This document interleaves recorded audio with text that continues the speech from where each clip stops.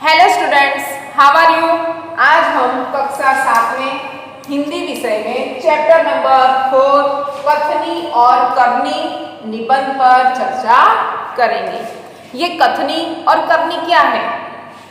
ईश्वर ने मानव शरीर को अनमोल देन दी है। मनुष्य को एक विशिष्ट बुद्धि दी है जिससे वह सोच सकता है, समझ सकता है और नए नए विचार ला सकता है। ईश्वर ने मनुष्य को वाणी प्रदान की है, सुंदर शरीर प्रदान किया है ताकि वो संसार में अच्छा जीवन यापन कर सके। लेकिन मनुष्य कहता कुछ और है और करता कुछ और है। सभी मनुष्य की कथनी और करनी में फर्क देखने को मिलता है। क्यों? अगर किसी भी मनुष्य की कथनी और करनी एक समान हो तो वह सज्जन या वीर या एक निर्भयी इंसान कहलाएगा। कथनी और करनी में समानता रखना बहुत ही कठिन है। डरपोक और कायर लोग कथनी और करनी को एक समान नहीं रख सकते। हमारा आज का जो पाठ है एक निबंध है। इस पाठ में भी कुछ ऐसे ही किस्से दिए गए हैं। कुछ लोग अपने बच्चों को यह सलाह देते हैं, ये ज्ञान देते हैं कि हमें कभी भी झूठ नहीं बोलना चाहिए, लेकिन वही माँ बाप अपनी बारी आती है तो झूठ बोलते हैं। कुछ लोग नियम बनाते हैं कि फूल तोड़ना मना है, लाइन में खड़े रहो, लेकिन वही लोग नियम बनाने वाले लोग फूल तोड़ते हैं, लाइन में नहीं खड़े रहते हैं। अलग अलग जगह पर अलग अलग नियम देखने को मिलते हैं। क्या उन नियम बनाने वाले उन नियमों का पालन करते हैं? तो चलो हम सभी साथ में बैठकर आज ये पाठ पढ़ते हैं और समझते हैं। चलो बच्चों, पेज नंबर 19 निकालो, चैप्टर नंबर 4 कथनी और करनी। ठीक है, अब हम आगे बढ़ते हैं। मानव जीवन प्रभु की अनमोल देन है।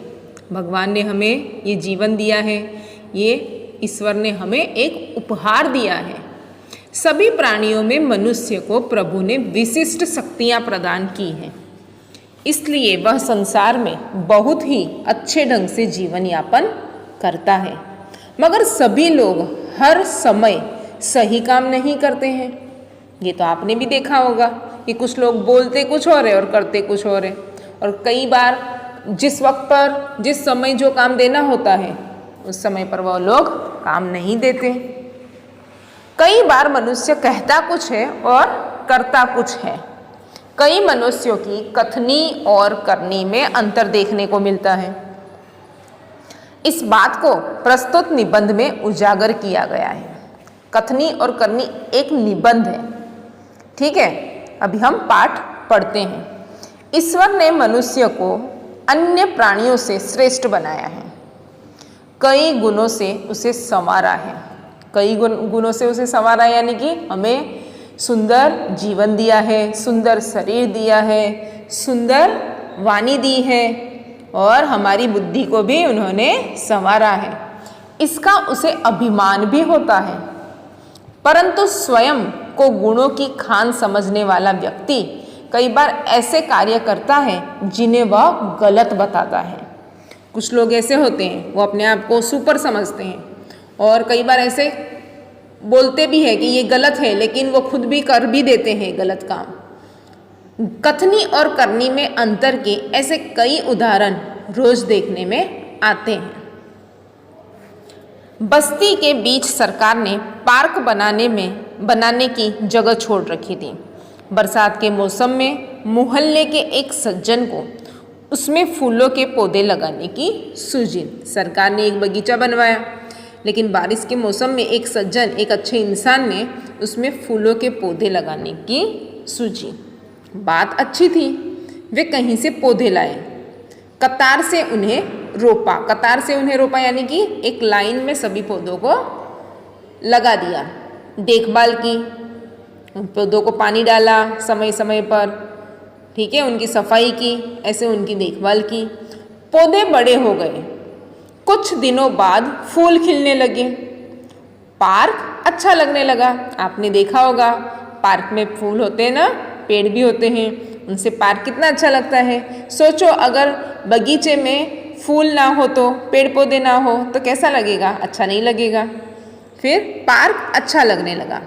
मोहल्ले के लोग सुबह शाम पार्क में टहलने लगे। मोहल्ले के कुछ लोग जैसे कि सोसाइटी के, कॉलोनी के लोग सुबह शाम पार्क में टहलने लगे। टहलने लगना मतलब वॉकिंग के लिए जाते थे वो। चलो बच्चों, पेज नंबर 20 निकालो। पीछे फूल सबको अच्छे लगते हैं। आपको अच्छे लगते हैं? मुझे तो अच्छे लगते हैं। पार्क में लोगों के आने जाने से उन्हें यह लगा कि लोग इन फूलों को तोड़कर ले जाएंगे। उनको ऐसे लगा कि पौधे तो मैंने लगा दिए, फूल भी आ गए हैं, लेकिन अगर पार्क में ऐसे लोग आते जाते रहेंगे तो इन फूलों को तोड़कर ले जाएंगे। उन्होंने एक तख्ती के ऊपर यह लिखकर टांग दिया कि फूल तोड़ना मना है। उन्होंने एक बोर्ड लिया, उस पर ऐसे लिख दिया, फूल तोड़ना मना है। आते जाते सब उसको पढ़ते, कोई भी फूलों को नहीं तोड़ता। पर मजे की बात तब सामने आई जब लोगों ने तख्ती लगाने वाले सज्जन को बड़े सवेरे जल्दी जल्दी फूल तोड़ते देखा। कुछ लोग क्या होता है कि सुबह सुबह जल्दी ही गार्डन में आ जाते हैं। तो वो जो सज्जन है जिसने पेड़ पौधे लगाए थे, उसने क्या किया कि बड़े सवेरे वो जल्दी जल्दी आकर फूल तोड़ने लगा। जल्दी जल्दी उसने क्यों किया? क्योंकि अगर वो धीरे धीरे तोड़ेगा तो कोई देख लेगा, तो इसलिए उसने सोचा कि सुबह जल्दी आकर जल्दी जल्दी फूल तोड़ लेता। वे अपनी शर्म मिटाने के लिए बोले, पूजा के लिए तोड़ रहा हूँ। उन्होंने सोचा कि कोई ऐसे कहेगा कि फूल तोड़ना मना है, तो फिर आप क्यों तोड़ रहे हो? तो उन्होंने अपनी शर्म मिटाने के लिए कहा, पूजा के लिए तोड़ रहा हूँ, क्योंकि पूजा के लिए तो कोई मना कर नहीं सकता, इसलिए। फिर देखो, बसों में लिखा होता है धूम्रपान करना निषेध है। बस में लिखा हुआ होता है ना कि धूम्रपान करना निषेध है, मतलब धूम्रपान करना मना है।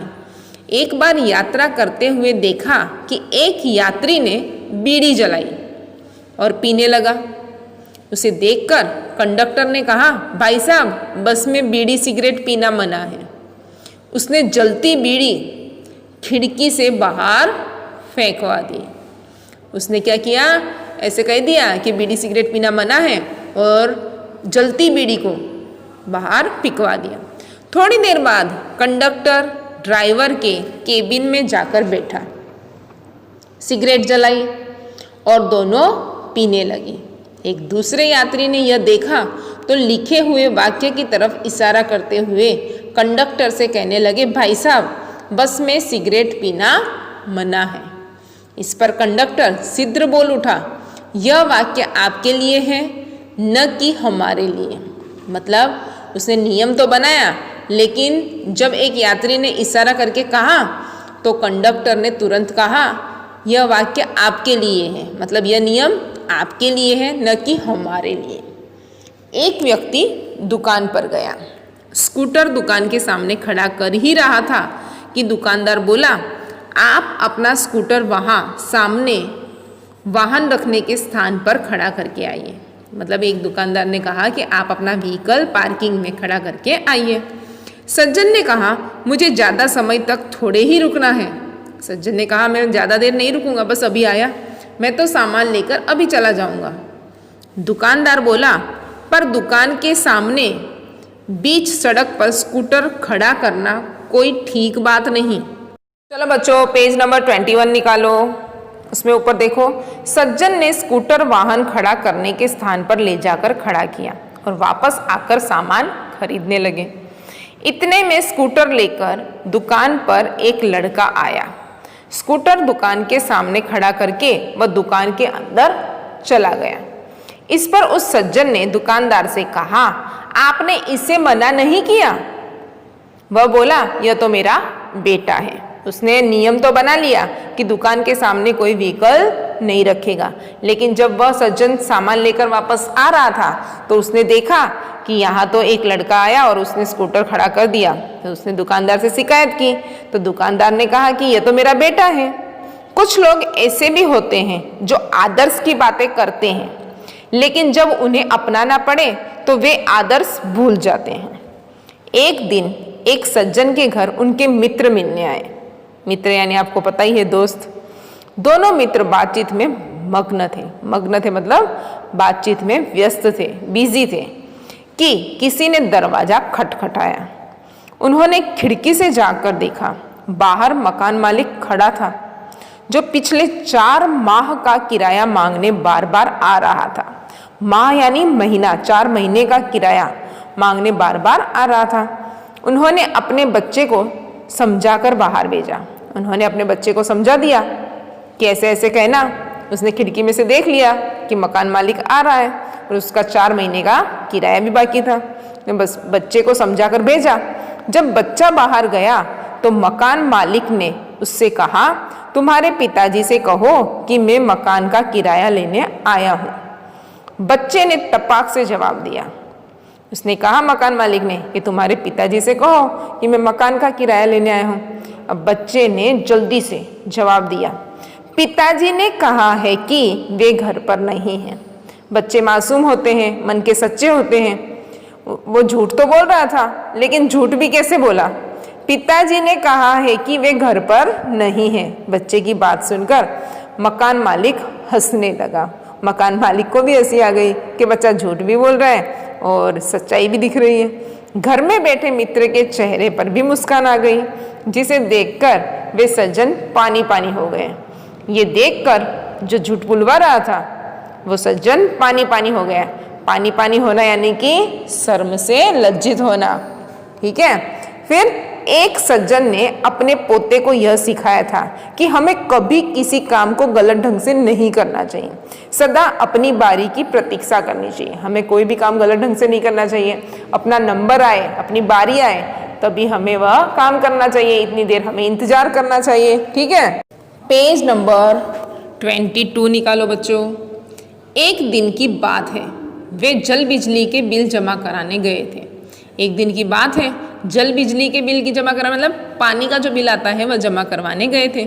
साथ में उनका 8 वर्षीय पोता भी था। बिल जमा कराने वालों की लंबी कतार देखकर वे कोई उपाय सोचने लगे। बिल जमा करवाने की तारीख होती है कि इस तारीख तक आप जमा करवा सकते हो, और एक टाइम भी होता है कि इस टाइम से लेकर इस टाइम तक आप बिल जमा करवा सकते हो।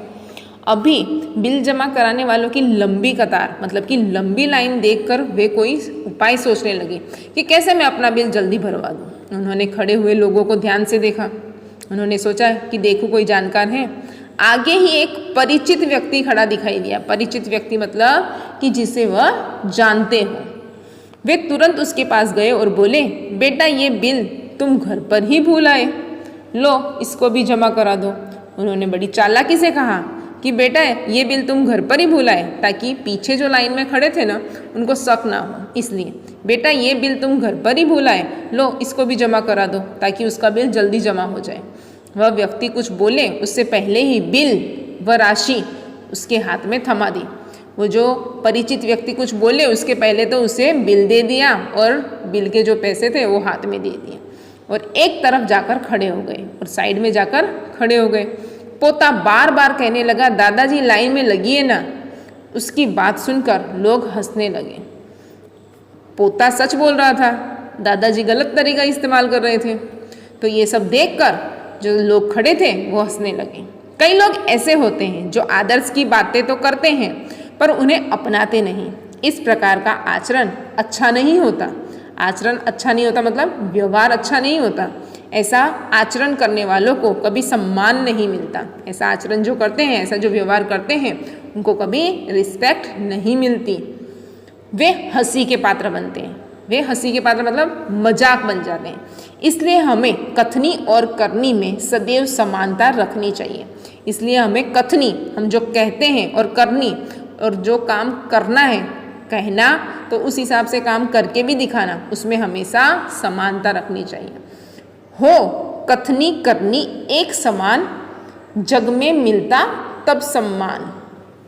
इसमें क्या दे रखा है? लास्ट में एक पंक्ति दे रखी है, हो कथनी करनी। अगर कहना और करना एक समान हो तो जग में मिलता तब सम्मान। अगर कथनी करनी एक समान हो तो उसे सम्मान मिलेगा, वो तो संत कहलाएगा।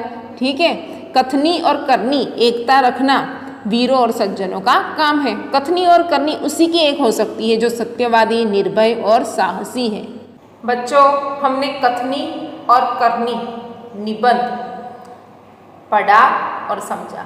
निबंध पढ़कर हमें हंसी भी आई और हमें आनंद भी मिला है और समझने में भी यह निबंध बहुत ही सरल है।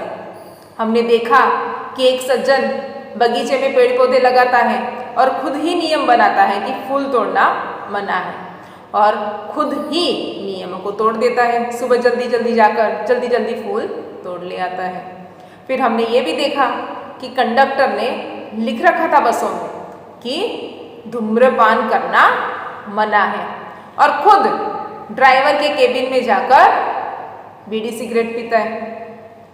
ठीक है, कुछ लोग नियम बनाते हैं कि यहाँ व्हीकल पार्क नहीं कर सकते और खुद ही जाकर व्हीकल को पार्क कर देते हैं। कुछ लोग ऐसे भी कहते हैं हमें लाइन में ये काम करना चाहिए और खुद ही लाइन को तोड़ भी देते हैं। ठीक है, आपने देखा और समझा होगा। ऐसे भी कई जीवन में प्रसंग बने होंगे, आपको याद हो तो उस पर विचार जरूर करना। जैसे कि कुछ बच्चे या कुछ लोग ऐसे कहते हैं कि मैं सुबह सुबह रोज टहलने जाऊंगा, मम्मी आप मुझे सुबह जल्दी उठा देना, मैं सुबह वॉकिंग के लिए जाऊंगा या एक्सरसाइज करने जाऊंगा। और दूसरे दिन सवेरे जब मम्मी उठाती है तो उठाते उठाते मम्मी ही थक जाती है, लेकिन बच्चा उठता ही नहीं। फिर दोबारा दूसरे दिन कहता है कि मम्मी आज नींद आ रही थी, मैं कल उठूंगा। दूसरे दिन दोबारा मम्मी उठाती है। 2-3 दिन लगातार ये क्रिया चलती रहती है, लेकिन बच्चा उठता नहीं है। ऐसे होता है कई बार, आपने देखा होगा। तो हम कहते तो बहुत कुछ है कि मैं ऐसे करूँगा, मैं सुबह जल्दी उठूँगा, लेकिन जब उठने की बारी आती है तो कुछ ना कुछ बहाने निकाल लेते हैं। कुछ लोग ऐसे भी कहते हैं, कुछ बच्चे, कि मैं तो 8 घंटे पढ़ूंगा और पढ़ने का वक्त आता है तो 2 घंटे भी मुश्किल से पढ़ते हैं। ठीक है, हमारा चैप्टर 4 कथनी और करनी हमने पढ़ लिया और समझ लिया। ठीक है।